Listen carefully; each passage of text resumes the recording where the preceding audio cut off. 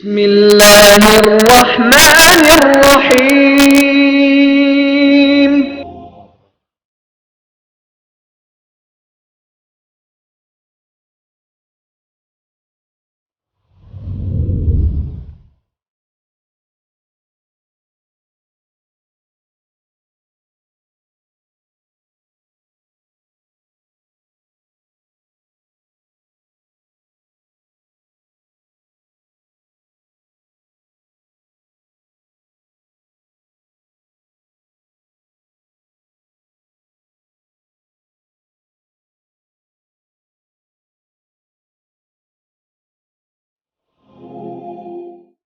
بدعتیں یہ ضلالت ہیں، بدعتیں گمراہی ہیں، بدعتیں راہ راست سے بھٹکانے والے اعمال ہیں، بدعتیں شر الامور ہیں، وکل بدعت ضلالہ وکل ضلالۃ فی النار، اور ہر بدعتی کا ٹھکانہ اگر وہ اپنی موت سے پہلے توبہ نہ کرے تو جہنم ہے۔ اللہ سے ہم دعا کرتے ہیں کہ اللہ ہمیں بدعتوں کے ضلالت سے محفوظ رکھے، راہ ہدایت پر قائم و دائم رکھے اور اسی پر ہماری وفات عطا فرمائے۔ عزیز ساتھیو، یہ مہینہ شعبان کا مہینہ ہے۔ اس میں کوئی شک نہیں کہ رسول اکرم صلی اللہ علیہ وسلم سے اس مہینے کے تعلق سے، اس مہینے کے متعلق صحیح حدیثیں وارد ہیں، لیکن بہت ساری ایسی موضوع اور من گھڑت حدیثیں جو اللہ کے رسول صلی اللہ علیہ وسلم کی طرف منسوب کی جاتی ہیں، دین اسلام اس سے بری ہے اور پاک ہے۔ آئیے ہم سب سے پہلے آپ کے سامنے ان احادیث کو ذکر کرتے ہیں جو اس مہینے کے سلسلے میں نبی کریم صلی اللہ علیہ وسلم سے ثابت ہیں۔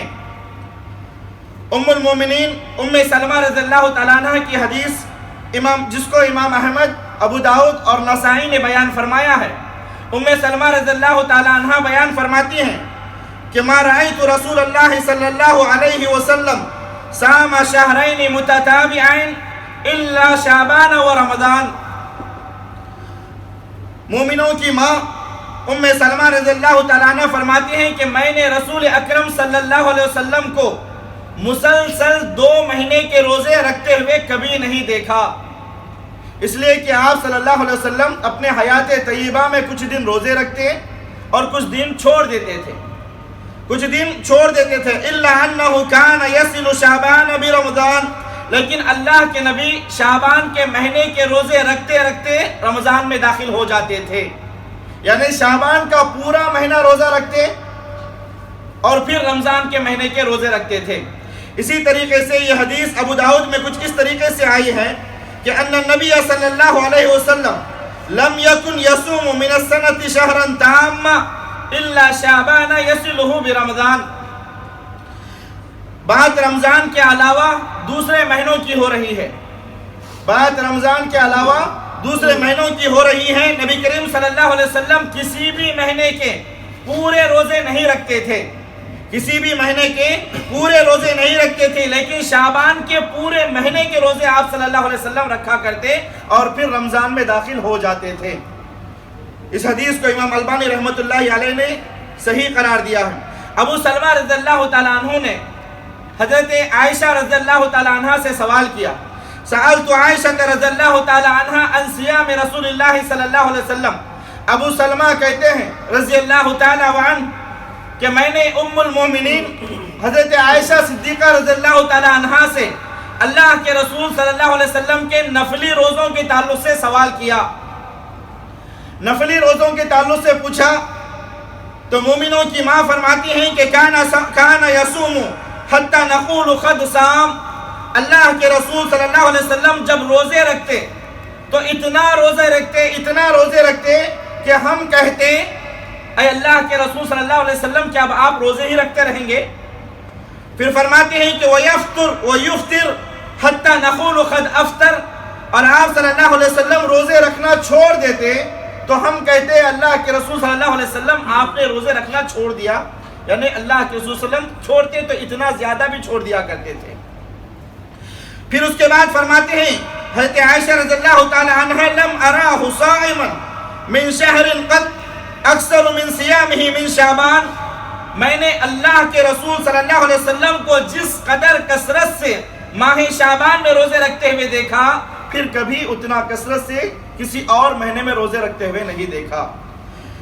سنن ابو داؤد کی روایت ہے جس کے راوی حضرت عائشہ رضی اللہ تعالی عنہا ہی ہیں، فرماتی ہیں کہ کان احب الشہور الی رسول اللہ صلی اللہ علیہ وسلم ان یصومہ شعبان ثم یصلہ برمضان۔ اللہ کے رسول صلی اللہ علیہ وسلم کو روزوں کے لیے سب سے محبوب مہینہ، سب سے پسندیدہ مہینہ، وہ ایسا مہینہ جس میں اللہ کے رسول صلی اللہ علیہ وسلم روزے رکھنے کو پسند فرمایا کرتے تھے، حضرت عائشہ رضی اللہ تعالیٰ عنہ فرماتی ہیں کہ وہ شعبان کا مہینہ تھا۔ اب سوال یہ پیدا ہوتا ہے کہ آخر اللہ کے رسول صلی اللہ علیہ وسلم اس مہینے کا اتنا اہتمام کیوں کرتے تھے؟ کیوں اللہ کے رسول صلی اللہ علیہ وسلم اس ماہ مبارکہ کو اتنا پسند فرماتے تھے؟ حضرت اسامہ بن زید رضی اللہ تعالیٰ عنہما فرماتے ہیں، سنن نسائی اور ابو داؤد کی روایت ہے، لم اراک تصوم من شہر من الشہور ما تصوم من شعبان۔ انہوں نے پیارے رسول صلی اللہ علیہ وسلم سے سوال کیا کہ اے اللہ کے رسول صلی اللہ علیہ وسلم، ہم نے جس قدر کثرت سے آپ کو شعبان کے مہینے میں روزے رکھتے ہوئے دیکھا، پھر کبھی نہیں دیکھا، آخر وجہ کیا ہے؟ پیارے رسول صلی اللہ علیہ وسلم وجہ بیان کرتے ہوئے فرماتے ہیں، ذاک شہر یغفل الناس عنہ بین رجب و رمضان۔ یہ وہ مبارک مہینہ ہے جس سے امت غافل ہے، جس سے لوگ غافل ہیں۔ غفلت کی وجہ یہ ہے کہ یہ مہینہ رجب اور رمضان کے بیچ میں آتا ہے، اور رجب زمانے جاہلیت میں معزز ہے، اور رمضان کا مہینہ مسلمانوں کے نزدیک معزز اور مکرم ہے۔ یہی وجہ ہے کہ لوگ اس مہینے کو بھلا بیٹھے۔ پھر اللہ کے رسول صلی اللہ علیہ وسلم فرماتے ہیں، وَهُوَ شَهْرٌ تُرْفَعُ فِيهِ الْأَعْمَالُ إِلَىٰ رَبِّ الْعَالَمِينَ۔ یہ وہ مبارک مہینہ ہے جس مہینے میں بندوں کے اعمال اللہ تبارک و تعالیٰ کے یہاں پیش ہوتے ہیں۔ فَأُحِبُّ أَن يُرْفَعَ عَمَلِي وَأَنَا صَائِمٌ۔ اور میں یہ پسند کرتا ہوں یا میں چاہتا ہوں کہ جب میرا عمل اللہ تبارک و تعالیٰ کے دربار میں پہنچے تو میں روزے کی حالت میں ہوں۔ تو برادران اسلام، مختصراً نبی کریم صلی اللہ علیہ وسلم اس مہینے میں کثرت سے روزے رکھتے تھے۔ آپ صلی اللہ علیہ وسلم کو یہ مہینہ بہت محبوب تھا، پسندیدہ تھا، اس وجہ سے کثرت سے روزہ رکھتے تھے۔ روزہ رکھنے کی آپ صلی اللہ علیہ وسلم نے دو وجہ بیان فرمائی۔ پہلے وجہ یہ ہے کہ لوگ اس مہینے سے غافل ہیں، کیونکہ یہ مہینہ رجب اور رمضان کے بیچ میں آتا ہے، اور دین کا اصول ہے، شریعت کا یہ اصول ہے کہ جب لوگ اللہ تبارک و تعالیٰ کی عبادت سے غافل ہو جائیں، جب لوگ اللہ تبارک و تعالیٰ کی عبادت سے غافل ہو جائیں، آپ اس وقت عبادت کریں، اللہ کو وہ عبادت بہت پسند آتی ہے۔ مسند احمد اور ترمذی کی روایت ہے، ابو یوسف عبداللہ بن سلام رضی اللہ تعالیٰ عنہ اس حدیث کے راوی ہیں، فرماتے ہیں کہ میں نے رسول اکرم صلی اللہ علیہ وسلم کو کہتے ہوئے سنا، آپ صلی اللہ علیہ وسلم نے فرمایا، وَصَلُّوا بِاللَّيْلِ وَالنَّاسُ نِيَامٌ۔ جب لوگ تدخل الجنت بسلام، جب دنیا رات کو غفلت کی نیند سو رہی ہوتی ہے، جب دنیا جہاں رات کو غفلت کی نیند سو رہی ہوتی ہے، تو آپ اس رات میں اٹھو، رات کی تاریکی میں اٹھو اور اللہ تبارک و تعالیٰ کی عبادت کرو۔ اللہ کو یہ عمل اتنا پسند آتا ہے کہ اللہ اس عمل کے بدلے تمہیں جنت میں داخل فرمائے گا۔ تو برادران اسلام، دوسری وجہ پیارے رسول صلی اللہ علیہ وسلم فرماتے ہیں کہ ترفع فیہ الاعمال الی رب العالمین۔ بندوں کے اعمال اس مہینے کے اندر اللہ تبارک و تعالیٰ کے یہاں پیش ہوتے ہیں۔ اور برادران اسلام، یہ بات بھی واضح کرتا چلوں، دن بھر میں دو وقت، فجر اور عصر کے وقت بندوں کے اعمال اللہ تبارک و تعالیٰ کے دربار میں پہنچتے ہیں، پیش ہوتے ہیں، اور انہی دو وقت میں فرشتوں کی شفٹ بھی چینج ہوتی ہے۔ ڈیوٹیاں جو ہیں فرشتوں کے، یہ انہی دو اوقات میں چینج ہوتے ہیں۔ اسی طریقے سے مہینے کے شعبان، ہفتے میں 2 دن پیر اور جمعرات کو ان 2 دنوں میں بندوں کے اعمال اللہ کے تبارک و تعالیٰ کے یہاں پہنچتے ہیں یا پیش ہوتے ہیں۔ یہی وجہ ہے کہ آپ صلی اللہ علیہ وسلم ہر پیر اور جمعرات کو روزہ رکھا کرتے تھے۔ اور سال میں ایک بار ہمارے اعمال اللہ تبارک و تعالیٰ کے یہاں پہنچتے ہیں، اللہ تبارک و تعالیٰ کے یہاں پیش ہوتے ہیں، اور وہ مبارک مہینہ شعبان کا مہینہ۔ یہی وجہ ہے کہ آپ صلی اللہ علیہ وسلم اس ماہ مبارکہ میں کثرت سے روزہ رکھا کرتے تھے۔ برادران اسلام، لیکن اگر کوئی شخص اس مبارک مہینے میں ابتدا سے روزے نہیں رکھ رہا ہے، یعنی آدھے شعبان کے گزر جانے کے بعد سے اگر وہ روزے رکھتا ہے تو اس کے لیے کچھ مخصوص مسائل ہیں یا کچھ مخصوص احکام ہیں، ان کو جاننا ضروری ہے۔ مسند احمد کی روایت ہے، امام البانی رحمۃ اللہ علیہ نے اس حدیث کو صحیح قرار دیا ہے، جس کے راوی حضرت ابو ہریرہ رضی اللہ تعالیٰ عنہ ہیں۔ فرماتے ہیں اذا انتصف شعبان فلا تصوموا حتى يكون رمضان، جب شعبان آدھا گزر جائے اس کے بعد رمضان آنے تک روزے مت رکھو، رمضان آنے تک روزے مت رکھو، یعنی آدھے شعبان کے گزر جانے کے بعد خصوصیت کے ساتھ کوئی روزہ نہ رکھے، خصوصیت کے ساتھ کوئی روزہ نہ رکھے۔ ہاں اگر کوئی شخص 15ویں شعبان کے پہلے سے روزے رکھتے آ رہا ہے یا ابتدائی شعبان سے روزے رکھتے آ رہا ہے تو ایسے شخص کے لیے کوئی حرج نہیں ہے، اس لیے کہ بعض علماء کے نزدیک 15ویں شعبان کے بعد روزہ رکھنا بعض نے کہا مکروہ ہے، بعض نے کہا ناجائز ہے اور بعض نے کہا حرام ہے، بعض نے کہا حرام ہے، لیکن جو ابتدا سے روزہ رکھتا ہوا آیا ہے اس کے لیے کوئی ممانعت نہیں ہے۔ اسی طریقے سے شعبان کے آخری 2 دنوں میں بھی روزہ رکھنا منع ہے، شعبان کے آخری 2 دنوں میں بھی روزہ رکھنا منع ہے، بلکہ اہل علم نے ناجائز اور حرام کہا ہے۔ بخاری اور مسلم کی متفق علیہ روایت ہے، جس کے راوی حضرت ابو ہریرہ رضی اللہ تعالیٰ عنہ ہیں۔ فرماتے ہیں کہ پیارے رسول صلی اللہ علیہ وسلم نے فرمایا لا تقدم رمضان بصوم يوم ولا يوم الا رجل كان يصوم صوما فليصم۔ پیارے رسول صلی اللہ علیہ وسلم فرماتے ہیں رمضان سے 1 یا 2 دن پہلے روزہ مت رکھو، رمضان سے 1 یا 2 دن پہلے روزہ مت رکھو۔ ہاں جو آدمی عادت کے مطابق روزہ رکھتا آ رہا ہے تو ایسے شخص کے لیے کوئی حرج نہیں ہے، اس کے لیے کوئی روک نہیں ہے، وہ رکھ سکتا ہے۔ مثلا اگر کسی بندے کو مثال کے طور پر کسی کی عادت ہے سال بھر میں پیر اور جمعرات کے دن کا روزہ رکھنے کی، جو اللہ کے رسول صلی اللہ علیہ وسلم کی سنت ہے، اگر شعبان کا آخری دن جمعرات پڑ گیا یا پیر پڑ گیا اور وہ مسلسل ہر پیر اور جمعرات کو روزے رکھتے آ رہا ہے تو ایسا شخص روزہ رکھ سکتا ہے، لیکن کسی کی عادت نہیں ہے تو خصوصیت کے ساتھ رمضان سے 1 یا 2 دن پہلے روزہ رکھنا ناجائز اور حرام ہے، شریعت اس کی اجازت نہیں دیتی۔ اسی طریقے سے رمضان کے استقبال میں روزہ رکھنا، رمضان کے استقبال میں روزہ رکھنا، جیسا کہ ہمارے ملکوں میں کہتے ہیں سلامی کا روزہ، چاند سلامت کا روزہ یا استقبال رمضان کا روزہ، تو اس طریقے کا کوئی روزہ شریعت اسلامیہ کے اندر نہیں ہے، سنت سے ثابت نہیں ہے، نہ رکھیں۔ ایسے ہی اسی طریقے سے رمضان کا چاند نظر نہ آئے، رمضان کا چاند نظر نہ آئے، شعبان کی 30 تاریخ ہے جس کو یوم الشک کہا جاتا ہے، جس دن کو یوم الشک کہا جاتا ہے اس دن روزہ رکھنا بھی منع ہے۔ ترمذی کی روایت ہے، عمار بن یاسر رضی اللہ تعالی عنہما فرماتے ہیں من صام اليوم الذي يشك فيه فقد عصى ابا القاسم صلی اللہ علیہ وآلہ وسلم۔ فرماتے ہیں کہ جس شخص نے یوم الشک کو، شک والے دن روزہ رکھا، اس نے اللہ کے رسول صلی اللہ علیہ وسلم کی نافرمانی کی۔ تو برادران اسلام، مختصر طور پر شعبان کا یہ مہینہ پیارے رسول صلی اللہ علیہ وسلم کو بہت زیادہ محبوب مہینہ تھا۔ آپ صلی اللہ علیہ وسلم شعبان کے پورے مہینے کے روزے رکھتے، پھر رمضان کے روزے رکھتے۔ اسی طریقے سے 15ویں شعبان کے بعد کوئی شخص خصوصیت کے ساتھ روزہ نہ رکھے، ہاں اس شخص کے لیے کوئی حرج نہیں ہے جو شخص ابتدائی شعبان سے روزہ رکھتا آ رہا ہے۔ ایسے ہی رمضان سے 1 یا 2 دن پہلے روزہ نہ رکھیں، اور ایسے ہی یوم الشک، شک والے دن روزہ نہ رکھیں۔ یہ کچھ فضائل اور مسائل تھے شعبان کے مہینے کے تعلق سے جو ہم نے آپ کے سامنے بتایا۔ اللہ سے ہم دعا کرتے ہیں کہ اللہ تبارک و تعالی ہمیں ان پر عمل کرنے کی توفیق عطا فرمائے۔ ایسے ہی اہل بدعت نے بھی اس مہینے میں کوئی کسر نہیں چھوڑی، اہل بدعت نے بھی اس مہینے میں کوئی کسر نہیں چھوڑی۔ اہل بدعت نے جو بدعتیں اس مہینے میں ایجاد کی ہیں، جو بدعتیں اس مہینے میں ایجاد کی ہیں، ان میں سے ایک عظیم بدعت، ان میں سے ایک بڑی بدعت، ایک عظیم بدعت وہ کون سی ہے؟ اس مہینے کی 15ویں شعبان کو منائی جانے والی شب برات ہے۔ شب برات ہے جو آج امت کے اندر سنت سے بھی بڑھ کر کے اس کو مانا جا رہا ہے، نعوذ باللہ۔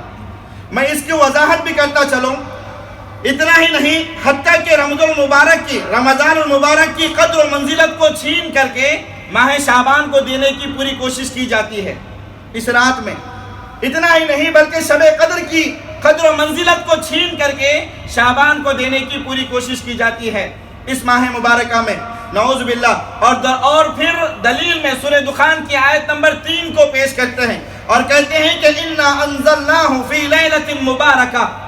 اللہ تبارک و تعالیٰ فرماتا ہے کہ ہم نے قرآن مجید کو لیلۃ مبارکہ میں نازل فرمایا، اور علماء اور ائمہ کہتے ہیں کہ لیلۃ مبارکہ، اللہ تبارک و تعالیٰ نے اس آیت کریمہ میں جس لیلۃ مبارکہ کا تذکرہ فرمایا ہے کہ اللہ نے لیلۃ مبارکہ میں قرآن مجید کو نازل فرمایا، اس لیلۃ مبارکہ سے مراد شب برات ہے۔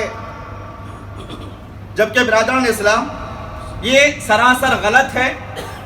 خود اللہ تبارک و تعالیٰ اس آیت کی تفسیر قرآن مجید کی دوسری آیت کے ذریعے کر رہا ہے، قرآن مجید کی دوسری آیت کے ذریعے کر رہا ہے۔ سورہ بقرہ کی آیت نمبر 185 ہے، جس میں اللہ تبارک و تعالیٰ کہتا ہے شہر رمضان الذی انزل فیہ القرآن ھدی للناس وبینات من الھدی والفرقان۔ رمضان ہی وہ مہینہ تھا جس میں قرآن کا نزول ہوا، جو انسانیت کے لیے ہدایت ہے، اور اللہ تبارک و تعالیٰ نے اس کتاب کو، اس پاک کتاب کو فرق کرنے والی کتاب بنا کر کے نازل فرمایا۔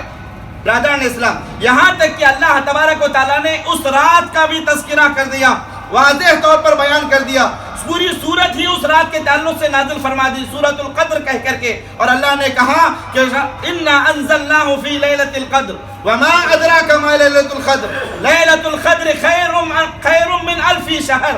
اللہ تعالیٰ کہتا ہے وہ شب قدر کی قدر و منزلت کو چھین کر کے شب برات کو دینے والوں، تم جانتے بھی ہو کہ شب قدر کیا ہے، شب قدر کی اہمیت کیا ہے، شب قدر کس کو کہتے ہیں؟ اللہ تبارک و تعالیٰ کہتا ہے شب قدر اِنَّا أَنزَلْنَاهُ فِي لَيْلَةِ الْقَدْرِ، یہ وہ مقدس رات ہے جس رات میں اللہ تبارک و تعالیٰ نے قرآن مجید کا نزول فرمایا۔ اور تم جانتے ہو کہ لیلۃ القدر کیا ہے، اس کی اہمیت کیا ہے؟ لیلۃ القدر خیر من الف شہر۔ اللہ کہتا ہے لیلۃ القدر یہ 1000 مہینوں سے بھی بہت زیادہ بہتر ہے، بہت زیادہ بہتر ہے۔ اور امت کا بچہ اس بات کی گواہی دیتا ہے۔ کسی بھی بچے سے اٹھا کر کے پوچھو کہ بھائی اللہ تبارک و تعالیٰ نے قرآن مجید کو کس مہینے میں اور کس رات میں نازل فرمایا ہے، تو وہ سیدھے کہے گا کہ رمضان کے مہینے میں نازل کیا اور شب قدر میں نازل فرمایا۔ تو برادران اسلام، اگر آج کوئی یہ کہے کہ جی اللہ نے قرآن مجید کو شب برات میں نازل فرمایا، تو یہ تو شب قدر کی پوری طریقے سے حق تلفی ہوگی، پوری طریقے سے حق تلفی ہوگی۔ اسی طریقے سے ایک دوسری بات کا بھی ازالہ کرتا چلو، شب برات کے معنی کیا ہے اس کو بھی سمجھو۔ شب کہتے ہیں رات کو، سب جانتے ہیں۔ برات کے معنی کیا ہے؟ برات کے معنی ہے نفرتوں کا اظہار کرنا، نفرتوں کا اظہار کرنا۔ میں نہیں کہتا، سورہ توبہ کی آیت نمبر 1 کو اٹھا کر کے دیکھیے، اللہ تبارک و تعالیٰ خود فرماتا ہے براۃ من اللہ ورسولہ الی الذین عاہدتم من المشرکین۔ اللہ تبارک و تعالیٰ اور اللہ کے رسول صلی اللہ علیہ وسلم براءت کا اظہار کرتے ہیں، نفرت کا اظہار کرتے ہیں۔ براءت کے معنی کیا ہے؟ براءت کا اظہار کرتے ہیں، نفرت کا اظہار کرتے ہیں۔ کن سے؟ مشرکوں کے ساتھ۔ اب شب برات کا معنی کیا ہوا؟ نفرتوں کا اظہار کرنے والی رات۔ اللہ اکبر، کس سے نفرت کر رہے ہو اس رات میں؟ علماء نے یہاں پر بھی اپنی چھوی کو درست کرنے کی کوشش کی اور کہا کہ جی ہاں بالکل، اس رات میں ہم گناہوں سے نفرت کرتے ہیں، ہم برائیوں سے نفرت کرتے ہیں، ہم بدکاریوں سے نفرت کرتے ہیں۔ یہی وجہ ہے کہ ہم نے اس کا نام شب برات دیا ہے۔ اللہ اکبر، ہم ان سے سوال کرتے ہیں کیا صرف ایک رات میں برائیوں اور بدکاریوں سے بچ جانے سے ساری زندگی کے گناہ معاف ہو جائیں گے اور ساری زندگی گناہوں میں ڈوبتے رہو؟ یہ کون سی عقل مندی کی بات ہے؟ اور یہ بھی بات کو واضح کرتا چلو، قرآن مجید کو جب ہم پڑھتے ہیں تو صرف قرآن مجید کے اندر صرف سورہ توبہ کی پہلی آیت میں اللہ تبارک و تعالیٰ نے براءت کا لفظ لایا ہے۔ پھر پورا قرآن پڑھ کر کے دیکھیں، کہیں پر بھی آپ کو شب برات کا لفظ نہیں ملے گا۔ اتنا ہی نہیں بلکہ اللہ کے رسول صلی اللہ علیہ وسلم کے حدیث کا پورا ذخیرہ اٹھا کر کے دیکھیں، پورا ذخیرہ اٹھا کر کے دیکھیں، شب برات کا لفظ آپ کو نہیں ملے گا، آپ کو کہیں پر بھی نہیں ملے گا۔ یہ اہل بدعت کا خود ساختہ نام ہے، انہوں نے خود گھڑ کر کے لوگوں کے درمیان اس کو پیش کیا۔ نہ تو قرآن میں اس کا ذکر ہے، نہ ہی حدیث مبارکہ میں اللہ کے رسول صلی اللہ علیہ وسلم کی احادیث مبارکہ میں اس کا ذکر ہے۔ حتیٰ کہ شب برات یہ نام ضعیف اور موضوع اور من گھڑت احادیث کے اندر بھی آپ کو نہیں ملے گا، آپ کو نہیں ملے گا۔ ہاں یہ اور بات ہے کہ 15ویں شعبان کا لفظ احادیث کے اندر آیا ہے، 15ویں شعبان کا لفظ احادیث کے اندر آیا ہے۔ اور اتنا ہی نہیں، لیکن اہل علم کے نزدیک جتنی روایتیں 15ویں شعبان کی فضیلت اور اس رات کو جاگنے اور اس رات کا اہتمام کرنے اور اس رات کو عبادت کرنے کے تعلق سے وارد ہوئی ہیں، وہ ساری کی ساری حدیثیں یا تو ضعیف ہیں، یا تو ضعیف جداً ہیں، یا تو موضوع اور من گھڑت ہیں، سوائے ایک حدیث کے جس کو ناصر الدین البانی رحمۃ اللہ علیہ نے حسن درجہ دیا ہے، حسن کا درجہ عطا فرمایا ہے۔ حالانکہ بہت سارے اہل علم نے اس پر بھی جرح لگائی ہے، اور وہ روایت جس کو ناصر الدین البانی رحمۃ اللہ علیہ نے حسن کا درجہ دیا ہے وہ صحیح ابن حبان میں ہے، موجم الطبرانی میں ہے، اور امام بیہقی نے شعبۃ الایمان میں اس روایت کو لایا ہے، اور ناصر الدین البانی رحمۃ اللہ علیہ نے اپنی کتاب صحیح جامع الصغیر میں اس روایت کو حسن درجہ دیا ہے۔ وہ روایت بھی میں آپ کے سامنے بیان کرتا چلوں۔ اللہ کے رسول تبارک و تعالی اللہ کے رسول صلی اللہ علیہ وسلم فرماتے ہیں کہ ان اللہ عز وجل لا يطلع في ليلة النصف من شعبان فيغفر لجميع خلقه الا لمشرك او مشاهد۔ اللہ کے رسول صلی اللہ علیہ وسلم فرماتے ہیں کہ اللہ تبارک و تعالیٰ 15ویں شعبان کی رات کو آسمانی دنیا پر اترتا ہے یا پھر نزول فرماتا ہے، اور اپنی مخلوق کی طرف نظر رحمت ڈالتا ہے، پوری مخلوق کی طرف نظر رحمت ڈالتا ہے، اور پوری مخلوق کی مغفرت فرماتا ہے سوائے 2 آدمی کے۔ اللہ تبارک و تعالیٰ 15ویں شعبان کی رات کو آسمانی دنیا پر نزول فرماتا ہے، اور دنیا پر رحمت کی نگاہ سے دیکھتا ہے، اور ساری مخلوق کو اللہ تبارک و تعالیٰ بخش دیتا ہے سوائے 2 آدمیوں کے۔ وہ 2 آدمی کون ہیں؟ ایک تو ہے مشرک اور دوسرا ہے مشاہن۔ مشاہن یعنی وہ بندہ جو اپنے دل میں کینہ رکھتا ہے، جو اپنے دل میں لوگوں کے تعلق سے، رشتہ داروں کے تعلق سے، اپنے بھائیوں کے تعلق سے بغض رکھتا ہے، حسد رکھتا ہے، رشتہ داریوں کو منقطع کرتا ہے، اللہ تبارک و تعالیٰ مشرک اور مشاہن کی مغفرت نہیں فرمائے گا۔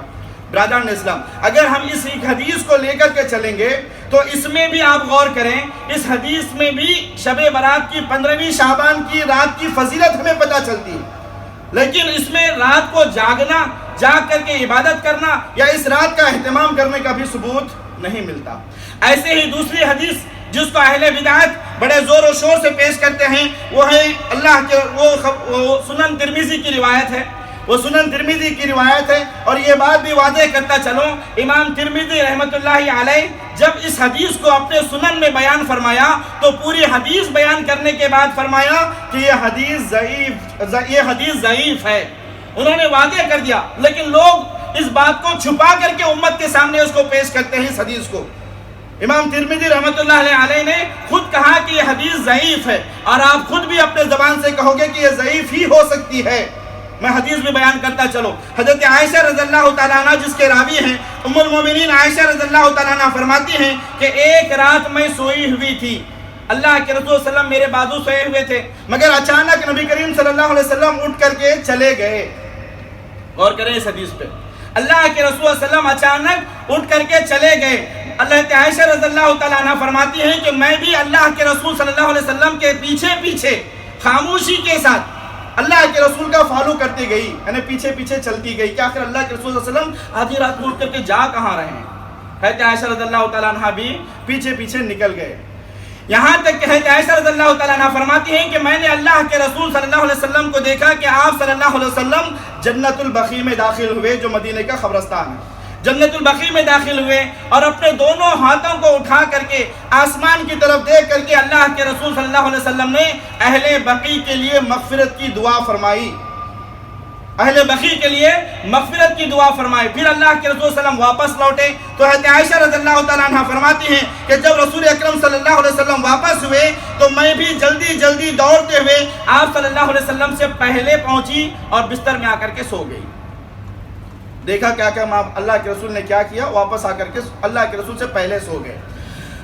اللہ کے رسول صلی اللہ علیہ وسلم جیسے ہی کمرے میں داخل ہوئے تو دیکھا ہے کہ عائشہ رضی اللہ تعالیٰ عنہ کی سانس پھول رہی ہے. اب ظاہر بات ہے انسان دوڑتا ہوا آیا ہے تو سانس تو پھولے گی ہی نا.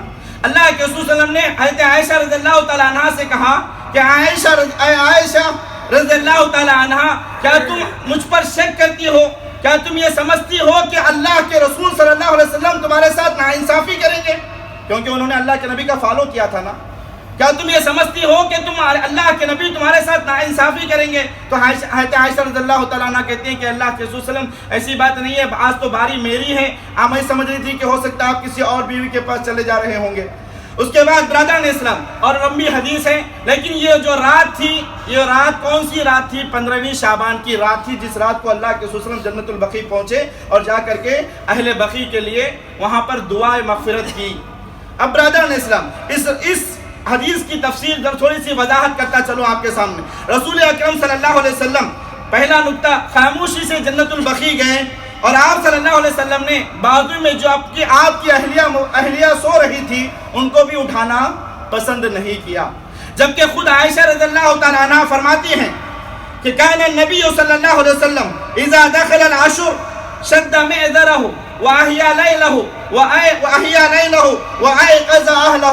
جب رمضان کا آخری عشرہ ہوتا, ایام القدر ہوتے, شب قدر کی تاخراتیں ہوتی یا شب قدر کی راتیں ہوتی, تو اللہ کے رسول صلی اللہ علیہ وسلم اپنی کمر کو کس لیتے, اپنے اہل و عیال کو اٹھاتے, ہر بیوی کے گھر پر جا کر کے دستک دیتے اور کہتے کہ اٹھو, اٹھ کر کے رات بھر جاگو, اللہ کی عبادت کرو, ہو سکتا ہے کہ آج کی رات شب قدر ہو.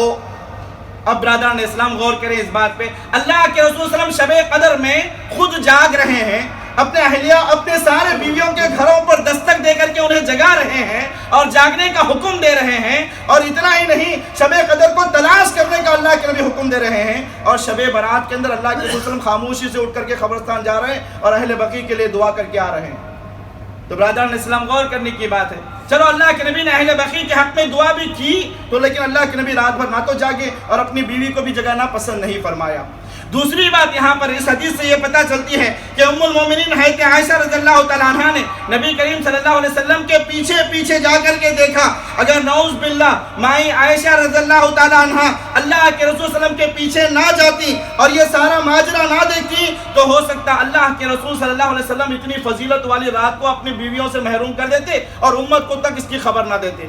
نعوذ باللہ, یہ اللہ کے رسول صلی اللہ علیہ وسلم کی شان میں بہت بڑا بہتان ہے, بہت بڑی تہمت ہے کہ اللہ کے رسول صلی اللہ علیہ وسلم نے اتنی بڑی رات کو چھپا کر کے رکھتے اللہ کے نبی اگر عائشہ رضی اللہ تعالیٰ عنہ نہ بتاتی. لیکن برادران اسلام اور بہت سارے نکات اس حدیث سے نکلتے ہیں, لیکن امام ترمذی نے اس حدیث کو بیان کرنے کے بعد فرمایا یہ حدیث ضعیف ہے, اس پر بھی عمل نہیں کیا جا سکتا. اسی طریقے سے اور 2-3 باتیں بتا کر کے مختصر طور پر بات کو ختم کرتا ہوں. اس رات کو عید الاموات کہتے ہیں, اس رات کو عید الاموات بھی کہا جاتا ہے, یعنی مردوں کی عید. سبحان اللہ, اب تک زندوں کی عید ہو رہی تھی, اب مردوں کی بھی عید شروع ہو گئی, مردوں کی عید. اور اتنا ہی نہیں, نعوذ باللہ مردوں کی آمد کا گمان کر کے ان کے روحوں کے استقبال میں مکانوں کو سجایا جاتا ہے, دکانوں کو سجایا جاتا ہے, مقبروں کو سجایا جاتا ہے, مسجدوں کو سجایا جاتا ہے, نعوذ باللہ. اور اتنا ہی نہیں, مختلف قسم کے حلویات, پوریاں, پتہ نہیں کیا کیا لذیذ پکوان پکا کر کے مردوں کے نام پہ خود کھا جاتے ہیں. نام ان کا ہوتا ہے, کام ان کا ہوتا ہے, مردوں کا نام اور خود کھا رہے ہیں ماشاءاللہ. اور برادران اسلام اپنے گھروں اور مسجدوں کے منڈیروں پر ایسے دیے لگاتے ہیں, ایسے چراغاں لگاتے ہیں جیسے ہندو اپنی دیپاولی کی عید میں لگاتے ہیں. یہ ہماری مسلمانیت ہے, نعوذ باللہ. جبکہ آپ کو اس کا علم ہونا چاہیے کہ روحوں کی آمد کیسے ممکن ہے, روحوں کی آمد کیسے ممکن ہے, جبکہ رسول اللہ صلی اللہ علیہ وسلم فرماتے ہیں نیک اور صالح روحیں, جب نیک لوگ مر جاتے ہیں تو نیک اور صالح روحوں کو اللہ تبارک و تعالیٰ مقام علیین میں جمع کر دیتا ہے. اور ایسے ہی نہیں, فرشتے اللہ تبارک و تعالیٰ کے حکم کے ساتھ نیک اور صالح روحوں کو مقام علیین میں بڑے ہی عزت کے ساتھ, بڑے ہی احترام کے ساتھ, بڑے ہی تعظیم اور تکریم کے ساتھ انہیں جمع کر دیتے ہیں, انہیں وہ وہاں پر پہنچا دیتے ہیں اللہ کے حکم سے, اور وہ پھر واپس نہیں آتے. واپس کسی روح کے اندر اتنی مجال نہیں ہے کہ واپس اپنے گھر کے پاس آئے اور اس عید الاموات میں آ کر کے حلوے, پوریاں, پکوان جو پکایا ہے گھر والوں نے بیٹھ کر کے کھائے. نعوذ باللہ اس عید میں ہم نے یہاں تک بھی دیکھا ہے اپنے شہروں کے اندر اگر کوئی مردہ اپنا سگریٹ کا عادی ہے تو وہ بھی لے کے آتے ہیں، شراب کا عادی ہے تو وہ بھی لے کے آتے ہیں اور اس پر بھی فاتحہ پڑھتے ہیں۔ یہ کون سی انسانیت ہے؟ یہ کون سا اسلام ہے؟ یہ کیسی مردوں کی عید ہے؟ ہمیں تو سمجھ میں نہیں آتا۔ اور اللہ کے رسول صلی اللہ علیہ وسلم نے دوسری بات یہ بھی بتائی کہ برے اور خراب روحیں نہایت ہی ذلت اور خاری کے ساتھ مقام سجین میں رہتی ہیں، جہاں انہیں دردناک عذابات دیے جاتے ہیں، اور ان کی مجال نہیں کہ وہ واپس نکل کر کے اپنے اہل و عیال کے پاس پہنچے عید الاموات کے اندر۔ تو برادران اسلام، اسی طریقے سے اس مہینے کی 15ویں تاریخ کو ایک خاص نماز ادا کی جاتی ہے شب برات میں، جس کو صلاۃ الالفیہ کہتے ہیں یا صلاۃ البراءہ کہتے ہیں۔ صلاۃ الالفیہ یا صلاۃ البراءہ کا نام دیا گیا ہے، جس میں نماز پڑھنے والا 100 رکعت نماز پڑھتا ہے اور ہر رکعت میں سورہ فاتحہ کے بعد 10 مرتبہ قل اللہ احد پڑھتا ہے۔ اللہ اکبر، 100 رکعت نماز، یہاں 5 نمازیں پڑھنا مشکل ہو جاتا ہے۔ 100 رکعت، اور مصطفیٰ ہمیں 100 رکعت پڑھا رہے ہیں، الحمدللہ۔ اس طریقے اور دلیل میں اللہ کے رسول صلی اللہ علیہ وسلم کی حدیث بھی گھڑ رہے ہیں، حضرت علی رضی اللہ تعالیٰ عنہ کی طرف منسوب کر کے کہ اللہ کے رسول صلی اللہ علیہ وسلم نے حضرت علی رضی اللہ تعالیٰ عنہ سے فرمایا، کیا فرمایا؟ اے علی، یا علی، من صلی 100 رکعت لیلۃ النصف من شعبان ویقرأ فی کل رکعت بفاتحۃ الکتاب وسورۃ الاخلاص 10 مرات خض اللہ کل حاجہ۔ اے علی، جو شخص شب برات کو تو لفظ نہیں ہے، اور میں نے آپ کو پہلے ہی بتایا کسی حدیث کے اندر شب برات کا لفظ آپ کو نہیں ملے گا۔ اللہ کے نبی نے فرمایا، اے علی، جو شخص شعبان کی 15ویں رات میں اٹھ کر کے 100 رکعت نماز پڑھتا ہے اور اپنی ہر رکعت میں سورہ فاتحہ کے بعد 10 مرتبہ قل اللہ احد پڑھتا ہے، اللہ تبارک و تعالیٰ اس کی ہر حاجت کو پورا کر دیتا ہے۔ اللہ تبارک و تعالیٰ اس کے رزق میں برکت عطا کرتا ہے، اللہ تبارک و تعالیٰ اس کے عمر میں زیادتی عطا فرماتا ہے، پتہ نہیں اور بہت ساری چیزیں لکھی گئی ہیں۔ برادران اسلام، آئیے دیکھتے ہیں کہ علماء اکرام اس حدیث کے تعلق سے کیا فرماتے ہیں۔ ابن جوزی رحمۃ اللہ علیہ اس حدیث کو اپنے الموضوعات جلد نمبر 2 صفحہ نمبر 445 میں نقل کرنے کے بعد فرماتے ہیں، یہ حدیث من گھڑت ہے اور اس کی سند تاریخ ہے۔ اور امام نووی رحمۃ اللہ علیہ جن کی کتاب ریاض الصالحین بڑی مشہور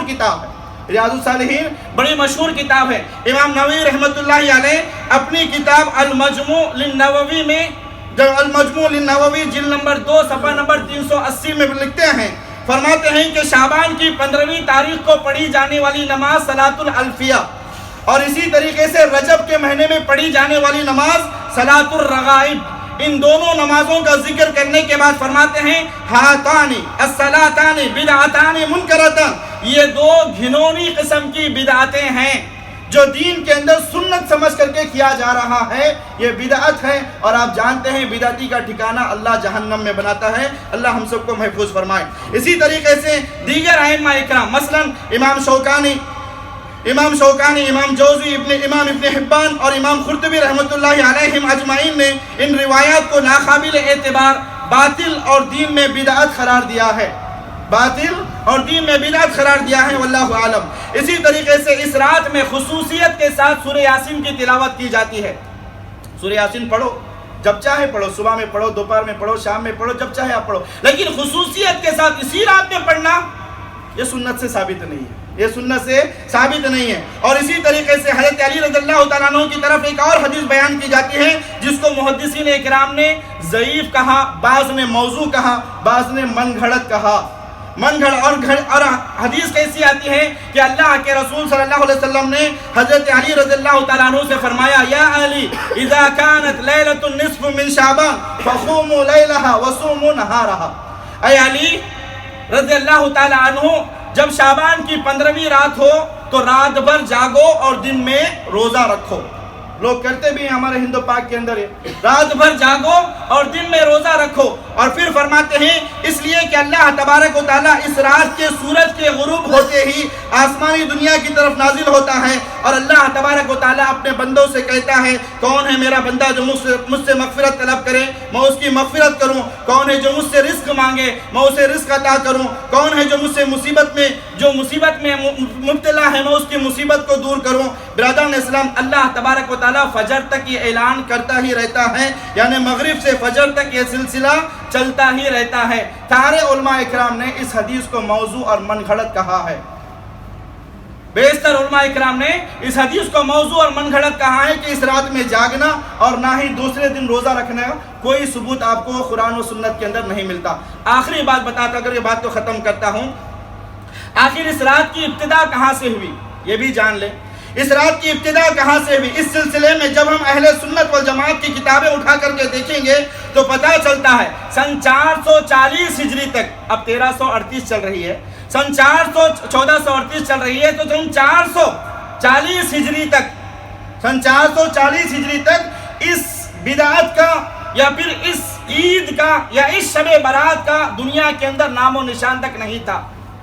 وہ زمانے جس زمانوں کو اللہ کے رسول نے فرمایا خیر القرون قرنی ثم الذین یلونہم ثم الذین یلونہم، زمانوں میں سب سے بہترین زمانہ اللہ کے نبی کا زمانہ ہے، اس کے بعد صحابہ کا زمانہ ہے، اس کے بعد تابعین کا زمانہ ہے۔ اللہ کے رسول صلی اللہ علیہ وسلم کے زمانے میں اس رات کا کوئی وجود ہی نہیں تھا، صحابہ اکرام کے زمانے میں اس رات کا نام و نشان تک نہیں تھا، تابعین کے زمانے تک بھی اس رات کو لوگ جانتے بھی نہیں تھے۔ لیکن جب 440 ہجری کے بعد، سن 440 ہجری کے بعد اس رات کو وجود دیا، اس رات کو دین کے اندر ایک سنت بنا کر کے پیش کیا گیا۔ ایسے ہی 440 ہجری تک اس کا نام و نشان تک نہیں تھا، 440 ہجری کے بعد آپ کو اس کا ذکر ملے گا۔ وہ بھی بتاتا چلوں، امام طرطوشی رحمۃ اللہ علیہ، ایسے ہی امام ملا علی خاری رحمۃ اللہ علیہ اس رات کی حقیقت کو بیان کرتے ہوئے فرماتے ہیں کہ ہم کو ابو محمد المقدسی نے اس بات کو بیان فرمایا کہ ملک شام جہاں پر بیت المقدس ہے وہاں سے اس رات کا ایجاد ہوا۔ بیت المقدس مکہ سے نہیں ہوا، مدینہ سے نہیں ہوا، اللہ کے رسول صلی اللہ علیہ وسلم کے زمانے گھر سے نہیں ہوا، بلکہ اس رات کا ایجاد کہاں سے ہوا؟ بیت المقدس سے ہوا، جہاں پر آپ کو بیت المقدس سے ہوا، فلسطین سے اس رات کا آغاز ہوا۔ وہ فرماتے ہیں کہ سن 448 ہجری میں، سن 448 ہجری میں نابلس کا ایک آدمی بیت المقدس آیا، نابلس کا ایک آدمی بیت المقدس آیا، اور وہ شخص بڑی پیاری آواز میں قرآن مجید کی تلاوت کرتا تھا۔ شعبان کی 15ویں شب کو اس آدمی نے نماز پڑھی، اس کی شیریں آواز کو سن کر کے لوگ اس کے پیچھے نماز پڑھنے لگ گئے۔ جب اپنی نماز سے فارغ ہو کر کے پیچھے پلٹ کر کے دیکھا تو ایک جمع غفیر بہت بڑی جماعت اس کے پیچھے نماز ادا کر رہی ہے، بہت خوش ہو گیا، بہت خوش ہو گیا۔ پھر وہ شخص دوسرے سال آیا اور دوسرے سال اس نے نماز پڑھائی، لوگوں نے اس کے پیچھے نماز پڑھنا شروع کیا۔ اس وقت سے اس بدعت کا یا پھر اس رات کا اہتمام کا ایجاد ہوا، وہاں سے یہ رات منائی جانے لگی۔ پھر اس کے بعد یہ بدعت مسلمانوں کے اندر داخل کر دی گئی۔ تو برادران اسلام، یہ کچھ شب برات کے تعلق سے دلائل تھے جس کو ہم نے آپ کے سامنے بتانا مخصوص سمجھا، ضروری سمجھا، ہم نے آپ کو سامنے بتایا۔ اللہ سے ہم دعا کرتے ہیں، اور بہت سارے باتیں ہیں لیکن وقت کی قلت کی بنا پر یہیں پر موضوع کو ختم کرتا ہوں۔ اللہ سے ہم دعا کرتے ہیں کہ اللہ تبارک و تعالی ہمیں بدعتوں کی ضلالت سے محفوظ فرمائے۔ جب تک اللہ دنیا میں زندہ رکھے ہمیں راہ ہدایت پر قائم و دائم رکھے، ہمیں راہ ہدایت پر ہی اللہ تبارک و تعالی موت عطا فرمائے۔ اے اللہ اس مجلس میں امت میں جو لوگ پریشان حال ہیں تو ان کے پریشانیوں کو دور فرما، جو لوگ مقروض ہیں تو ان کے قرضوں کا انتظام فرما دے۔ اے اللہ جب تک دنیا کے اندر کتاب اللہ و سنت رسول پر عمل کرنے کی توفیق عطا فرما۔ یا رب وفات بھی عطا فرما تو زبانوں سے کلمہ لا الہ الا اللہ محمد رسول اللہ صلی اللہ علیہ وآلہ وسلم عطا فرما۔ سبحان ربک رب العزت عما یصفون وسلام علی المرسلین والحمد للہ رب العالمین۔